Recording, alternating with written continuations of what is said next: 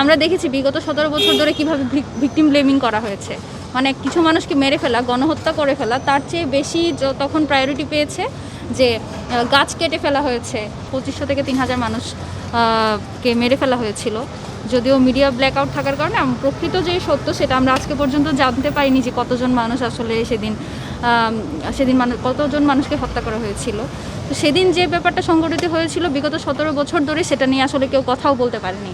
যেরকম আমরা দেখি যে সেদিন গণহত্যা হলো, গণহত্যার পরে যে শহীদরা তাদের স্বজনদের যে লাশগুলো সেগুলো পর্যন্ত এখনও ফিরে পায়নি, তারা জানে না সেই লাশগুলো কোথায় আছে। তারপর আমরা যেরকমটা দেখতে পেয়েছি যে তারা বলতেও পারেনি যে শাপলায় আমাদের স্বজন শহীদ হয়েছে, সেই কথাও তারা বলতে পারেনি।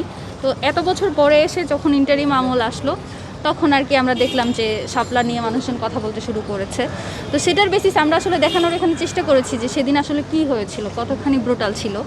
আমরা দেখেছি বিগত 17 বছর ধরে কিভাবে ভিকটিম ব্লেমিং করা হয়েছে। মানে কিছু মানুষকে মেরে ফেলা, গণহত্যা করে ফেলা, তার চেয়ে বেশি তখন প্রায়োরিটি পেয়েছে যে গাছ কেটে ফেলা হয়েছে, কিংবা হচ্ছে যেইটা এখনও পর্যন্ত সত্য সামনে আসেনি যে সেদিন আসলেই কারা দোকান লুটপাট করেছিল কিংবা কারা পুড়িয়ে দিয়েছিল মার্কেট, সেটা কিন্তু এখনও পর্যন্ত সত্য সামনে আসেনি। তারপরেও সব কিছুর দায় দেওয়া হয় সেই মানুষগুলোকে। তো সেগুলো কিভাবে দায় দিয়েছে, এবং সেদিন মিডিয়া তো ব্ল্যাকআউট ছিলই, পরবর্তী সময়ে মিডিয়া কিভাবে এই ঘটনাগুলোকে ফ্রেম করেছে সেগুলো আমরা দেখানোর চেষ্টা করেছি।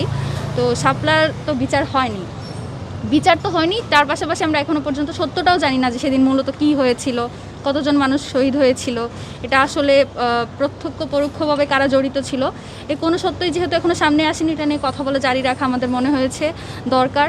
এবং ঢাকা বিশ্ববিদ্যালয়ের কেন্দ্রীয় ছাত্র সংসদ এবং মুক্তিযুদ্ধ গণতান্ত্রিক আন্দোলনের একটা অংশ হিসেবে বিগত 17 বছরে মানুষের যে ক্ষোভের যে জায়গা ছিল, সেটার অন্যতম ক্ষোভের জায়গা ছিল যে এই শাপলা গণহত্যা এবং সেটা নিয়ে কথা বলতে না পারা।